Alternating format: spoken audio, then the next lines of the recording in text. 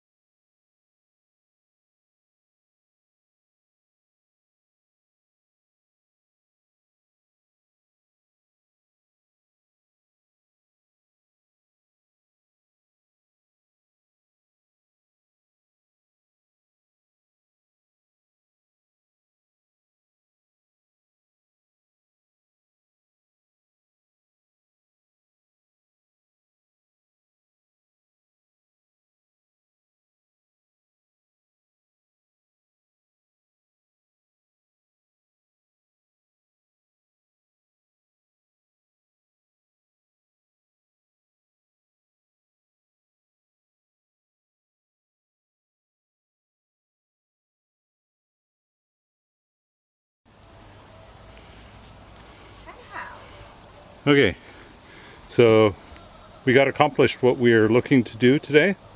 We've got the blocking underneath each of the corners, each of the 4 corners. We have taken the stress off of the jacks, so they're hanging in the air. That one is, and this one, there's a rake here yet I can pick up. We put the vent on the HRV, so that there's one there, and put the vent on the exhaust.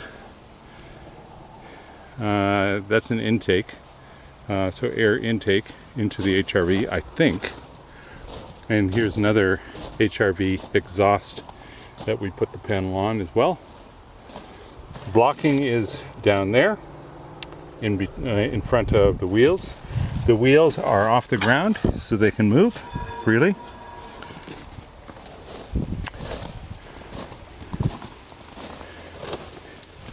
We got the blocking in place in the front corner, and we still have skirting to put in there.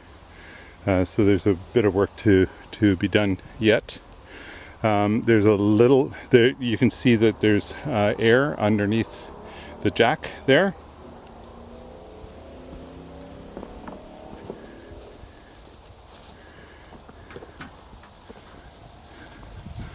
Put the cover for the propane tanks on the front. The blocking is in place here as well. In the corner, there's air underneath that jack. Then we put the blocking in front of these wheels, and these wheels move as well. So they're hanging in free air, so there's no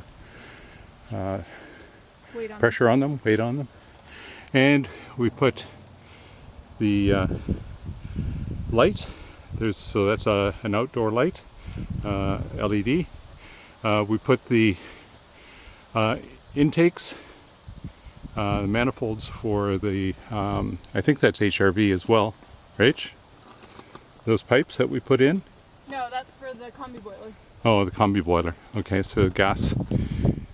And put another light in place here as well. So that brings us to the end of what we're going to be doing today. And next up is going to be these combinations. So we attach the electrical connection there, so the green connector, and the water goes in there as well. So the water will be digging a trench in this area, up the hill to the outdoor tap that's to the left, sorry, of the staircase there. And we're also going to be then taking the end of the plug, the RV 50 amp service, and we'll be putting a pole right about here where the orange stake is sitting, and then we'll be running a trench all the way up there around the wellhead to the other post that is up there as well. And you'll need to have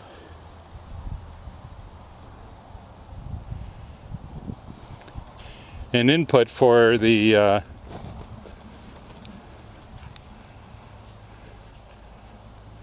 fiber, but we'll figure that out. They may actually, when they're installing the just drill right through, and you'll end up with a wee little hole just like we did in our trailer. Drill through where? Through the wall. Through the wall. So it's underneath in a cabinet or something along those lines. Couldn't we put it through that laundry hole? Yeah, there's a possibility for that as well. Let's do that. And then the thing can just be in that cupboard. Yep. Okay. All right. So are you happy with what we got accomplished today, Rach? Yeah. Yeah, so now it comes the, I guess, thing that I've been thinking about for a long time. The water part, which we've got some work to do there to make sure that it's winter proof, but it'll be nice to get things going and hooked up and then move in. Okay. So we're going to leave this here. Yeah. You want to say goodbye to all the beautiful people? Peace.